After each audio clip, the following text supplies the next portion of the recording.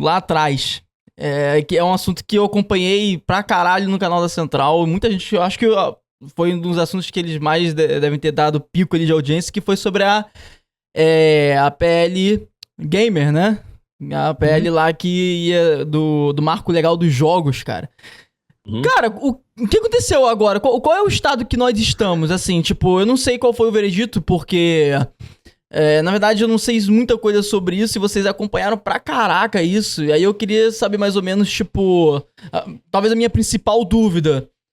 Isso é um impacto a longo prazo, a curto prazo? O que vai acontecer agora pra gente? O que vai acontecer agora, talvez, pra uma desenvolvedora brasileira, que inclusive é um assunto muito interessante que eu quero entrar com vocês, né? Qual é a visão sobre isso, sobre essa PL? Quer explicar, Lan? Você explica bem, velho. Explica bem pra caralho. Lion, antes de explicar, eu recentemente ouvi algumas pessoas falando, né? Tipo, jornalistas que...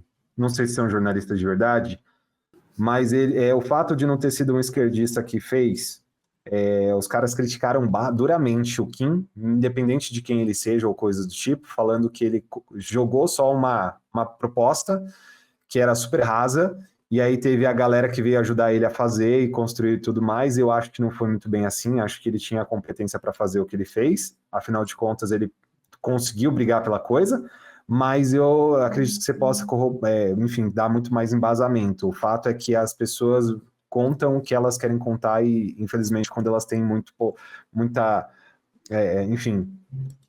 plateia, a galera bate palma e não procura saber a informação, né? Mas sim. Fala aí, Lion, o que aconteceu de verdade nisso? Bem, o que aconteceu é que desde 2021, o deputado federal Kim Kataguiri, que é conhecido por ser um dos fundadores do MBL, Movimento Brasil Livre, ele fez uma proposta de lei, que é o Marco Legal dos Games, que institui na nossa Constituição o que é um videogame, o que é um console, porque a gente não tinha diretrizes para determinar essas coisas até então.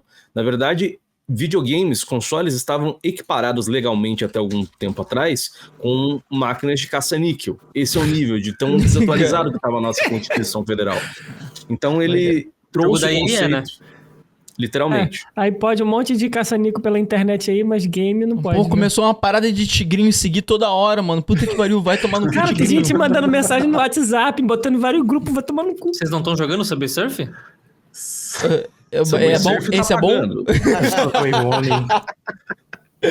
Ganha dinheiro com isso? Ganha dinheiro com isso? Então, É só a propaganda mesmo que eles falam. E essa PL colocava os pingos nos is, determinava o que é um videogame, determinava o que ele deve ser, receber imposto sobre ou não. Ele faz todas as discrepâncias necessárias, mas além disso, o Marco Legal dos Games também introduz o conceito legal, categorização de empregos relacionados a desenvolvimento de jogos. A gente está falando de um designer de games, um roteirista, a gente está falando de um programador. Então tudo isso traz o mundo dos games para o âmbito jurídico aqui no Brasil, atualiza essa Constituição que já estava velha nesse aspecto, e além disso tudo, também trazia vários benefícios para os desenvolvedores de videogames do Brasil. A gente está falando de isenção fiscal, a gente está falando de isenção de importação, a gente está falando de isenção em diversos produtos, a gente está falando também do conceito de poder utilizar de forma aberta videogames em salas de aula, videogames em âmbitos hospitalares que fazem sentido ter a presença deles ali. A gente está falando de conceitos do governo para tentar empurrar programas sociais para poder trazer cursos profissionalizantes para desenvolvimento de games ou programação ou whatever. Então é um pacotão ali muito benéfico para a indústria dos videogames. A gente leu a PL, eu li todos os artigos da PL e não tem nada de negativo na PL, era uma PL muito positiva. Só que a gente sabe como a burocracia de Brasília funciona. Quando é um projeto benéfico para a população e que potencialmente vem a custar dinheiro para os políticos de Brasília, a burocracia cai matando, a gente sempre tem oposição, a gente sempre tem algum problema, mas quando é para poder aprovar uma taxação, aí os caras aprovam lá em 15 segundos, né, literalmente que nem aprovaram agora das blusinhas, e fica essa por elas. Aumento de salário também, né, eles esperam ali, tá rolando um jogo de futebol para poder aprovar unanimemente. A gente sabe como funciona Brasília, né? E no caso aqui da PL do Marco Legal dos Games não foi diferente. Como eu falei, ela foi criada em 2021 e ficou até agora para poder ser aprovada, mas ela foi aprovada alguns meses atrás, finalmente, depois de vais e voltas. A gente teve oposição, a gente teve modificações, tentaram meter jogos de azar ali no meio, depois eles conseguiram remover. A gente teve depois, se eu não me engano, a Leila do vôlei, que é uma deputada federal de esquerda, se eu não me engano, do PT. Obrigado, senadora. Senadora, isso, obrigado, Ash, por me corrigir. A senadora, se eu não me engano, do PT, ou pelo menos é do lado do Lula da Força, que foi a relatora, se eu não me engano, da PL, depois que ela sofreu as modificações. E é lindo de se ver, né? Porque o Kim Kataguiri vai lá, ele faz o projeto, ele faz as modificações conforme necessários com todo o Conselho da Câmara Municipal, com o Conselho da Câmara Federal. Todas as modificações são feitas e no final, quando ele é realmente aprovado e recebe o aval e dá a canetada do Lula, que ele aprovou com ressalvas e vetos, que depois eu cito, você vai ver e todas as mídias, a grande maioria das mídias, falam, aprovado o marco legal dos games, papapá, a relatora Leila do vôlei, papapá, papapá, e ninguém cita o Kim Kataguiri. Então é uma filha da putagem de grau maior. Cara, já discuti muito com o Koala sobre tipo de notícia que a gente lê, tá ligado? Não, cara. E tem um detalhe, tipo assim, eu acho que você não tem que tirar mérito de quem ajudou a fazer o projeto, mudar alguma coisa, etc. Concordo. Mas você esconder o primeiro cara que criou é feio.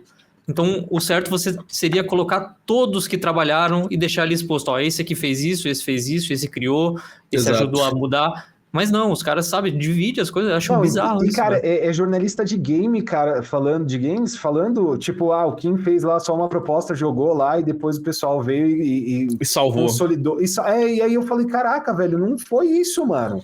Como eu gosto de falar, você não odeia jornalistas o bastante, né? Não é possível odiar jornalista o bastante. Não. O mais bizarro é que ele fez isso numa sexta-feira, ele aprovou e todo mundo falou assim, Lula aprovou a lei, não sei o que, não sei o que, não sei o que. Aí chega na segunda-feira, que você vai lá ler o negócio, não, ele aprovou com ressalvas, ele tirou uma das partes mais importantes, porque fere o bolso do filho da...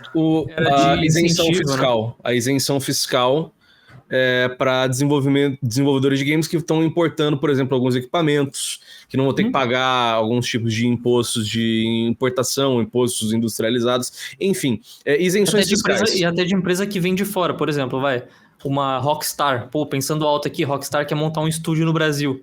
Os caras não vão conseguir ganhar isenção, tá ligado? Porque é uma empresa de fora. É bizarro isso. Ele vai ter que pagar o imposto de lá e o daqui. E aí, para eles, não justifica isso. E aí, o ponto mais importante, esse marco legal dos games, ele não beneficia o consumidor final.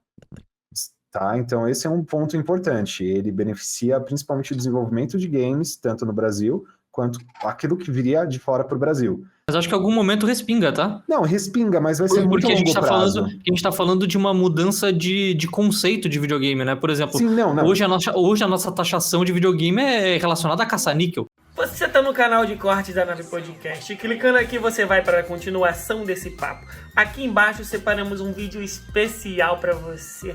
Lembrando que aqui sai corte todos os dias.